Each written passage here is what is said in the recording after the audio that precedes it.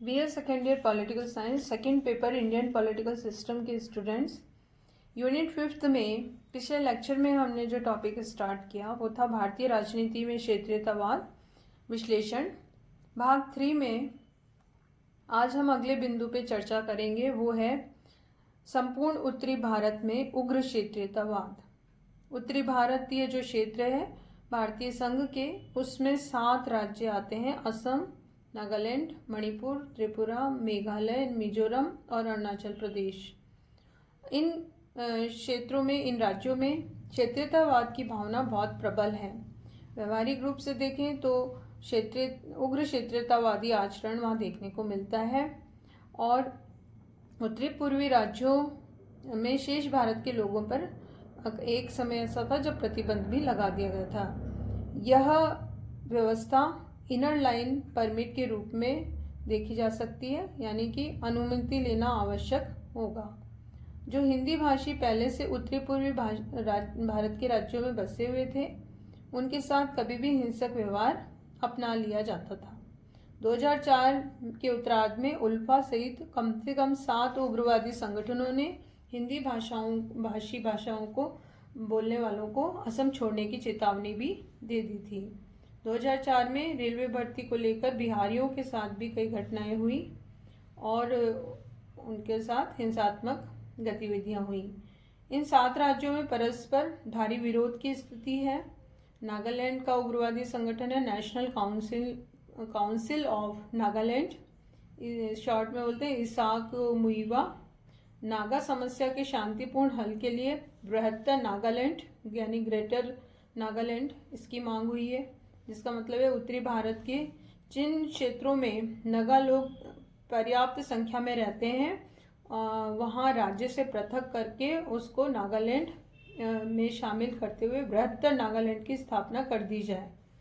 पूर्वोत्तर के राज्यों की सीमाओं के पुनर्निर्धारण के आधार पर यह संभव है कि पूर्वोत्तर के अन्य राज्य इसके लिए सहमत नहीं हैं। ये एक नई समस्याएं हैं जो कि वहाँ देखी जा सकती हैं। क्षेत्रीयतावाद और पृथकतावादी आंदोलन ये समय समय पर देखा गया है। ये एक उग्र समस्या के रूप में देखा जा सकता है। और राज्य जब कोई भारतीय संघ से पृथक होने की मांग करता है, आंदोलन करता है, तो इस तरह की जो मांग है वो मद्रास राज्य के तमिल मुनित्र कड़गम जो दल था उसके द्वारा की गई थी। फिर इस मांग को लेकर आंदोलन हुआ। 6-7वें दशक में नागालैंड और मिजोरम में भी ऐसी स्थिति बनी। जम्मू कश्मीर और पंजाब में ऐसी स्थिति देखी जा सकती है जब उन्होंने पृथकतावादी आंदोलन को जोड़ दिया। लेकिन अभी भी ये संघ से जुड़े हुए हैं और राष्ट्रीय एकता कायम है।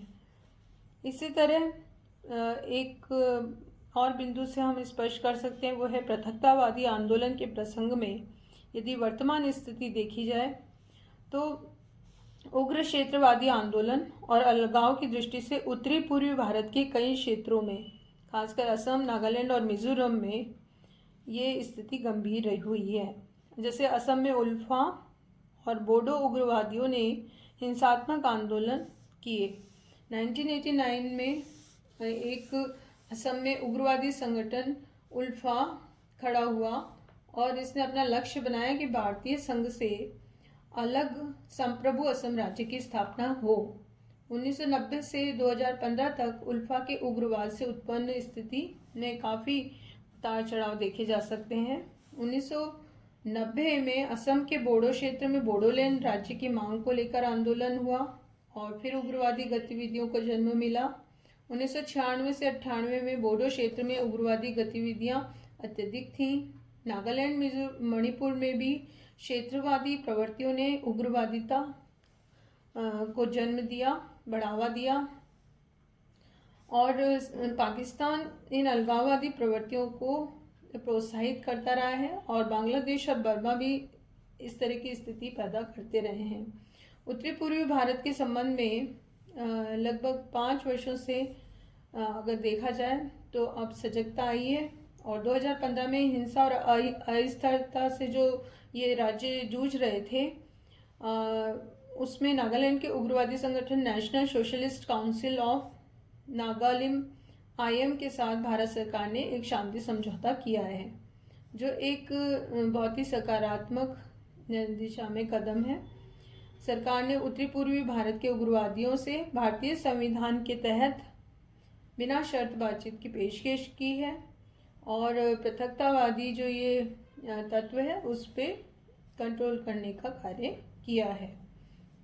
इसी तरह से जम्मू कश्मीर को लेकर भी हम ये उदाहरण देख सकते हैं। 1948 से ही ये चीज़ शुरू हो गई थी वहाँ, और 1985 तक काफ़ी अलगाववादी तत्व बहुत अधिक प्रभावशाली रहे। प्रशासनिक और राजनीतिक कारणों से 1986 में स्थिति बिगड़ी। कई उग्रवादी संगठन खड़े हो गए, जिनमें प्रमुख हैं अमानुल्लाह खां के नेतृत्व में जम्मू कश्मीर लिबरेशन फ्रंट, जिसको शॉर्ट में कहते हैं JKLF, उग्रवादी संगठन और तत्व जिन्होंने की बहुत ही हिंसात्मक गतिविधियों को जन्म दिया, आतंकवाद को जन्म दिया। अलगाववाद की स्थिति को समाप्त करने का तरीका है कि लोकतांत्रिक प्रक्रिया को अपनाया जाना, और इसीलिए जम्मू कश्मीर में इस चीज़ पर जोर देते हुए लोकतांत्रिक प्रक्रिया को बढ़ावा देने पर बल दिया गया, वो शुरू की गई और इसके द्वारा नियंत्रण करने में काफ़ी सफलता प्राप्त हुई है। आतंकवाद पर नियंत्रण पाने का कार्य किया जा सका है। एक और उदाहरण से हम इसको स्पष्ट कर सकते हैं, और वो है भूमिपुत्र की धारणा।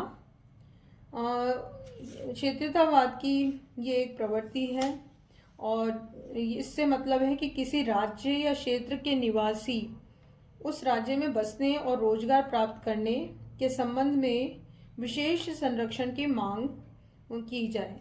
इस मांग के साथ ये बात जुड़ी हुई है कि जब तक उस क्षेत्र या राज्य के सभी मूल निवासियों को रोजगार प्राप्त न हो जाए, तब तक उस राज्य या क्षेत्र में बाहरी व्यक्तियों को रोजगार की सुविधा नहीं होनी चाहिए। और भूमिपुत्र की ये जो अवधारणा है, उसका उदय शिवसेना जैसे संगठनों के द्वारा महाराष्ट्र में किया गया, और वहाँ ये बहुत अधिक प्रबल रूप में देखा जा सकता है। इसी तरह असम में भी इस तरह का आंदोलन बढ़ा, और वहाँ भी इस तरह की प्रवृत्ति देखने को मिलती है। वर्तमान में पूरा उत्तरी पूर्वी भारत में उग्र क्षेत्रीयतावाद देखा जा सकता है। मिजोरम, नागालैंड और अरुणाचल प्रदेश में जहाँ इनर लाइन परमिट यानी राज्य में प्रवेश के लिए अनुमति की आवश्यकता जैसी बात देखने को मिलती है। मेघालय में भी 1995 में वर्क परमिट सिस्टम अपनाया गया था, और 2004 में असम और मुंबई में रेलवे भर्ती को लेकर बिहारियों के साथ घटनाएं इस भूमिपुत्र की अवधारणा को और अधिक स्पष्ट करती हैं।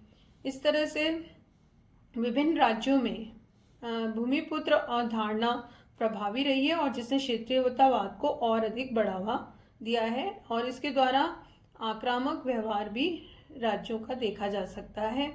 महाराष्ट्र में नवनिर्माण सेना और शिवसेना ने जिस प्रकार आक्रामक क्षेत्रवादी आचरण अपनाया, उसने महाराष्ट्र और भारत राष्ट्र दोनों के ही हितों को आघात पहुंचाया। तो इससे ये स्पष्ट होता है कि सरकारी और गैर सरकारी उद्योगों में अकुशल श्रमिकों का कार्य स्थानीय व्यक्तियों को दे दिया जाए, लेकिन भूमिपुत्र की धारणा को व्यापक स्तर पर और प्रबलता के साथ अपनाने के परिणामस्वरूप राष्ट्रीय एकता के लिए काफ़ी घातक सिद्ध हुई है। चुनाव और चुनाव परिणामों के रूप में भी हम क्षेत्रीयतावाद को स्पष्ट कर सकते हैं।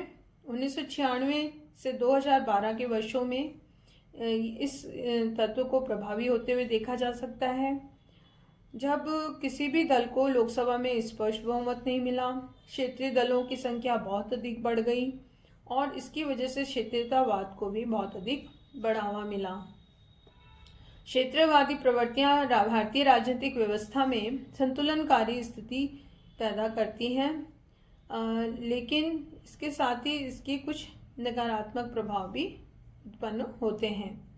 16वें लोकसभा चुनाव के चुनाव परिणामों में 2014 में यदि हम देखें तो भी इस तरह के उदाहरण देखने को मिलते हैं, और इन विभिन्न बिंदुओं के आधार पर भी हम स्पष्ट कर सकते हैं कि किस तरह से भारतीय राजनीति में क्षेत्रीयतावादी जो तत्व है वो बहुत अधिक प्रभावशाली रहा है। खासकर उत्तरी पूर्वी भारत में उग्र क्षेत्रीयतावाद को देखा जा सकता है, जो और भी अधिक उग्र रूप में कई उदाहरणों के रूप में स्पष्ट होता है।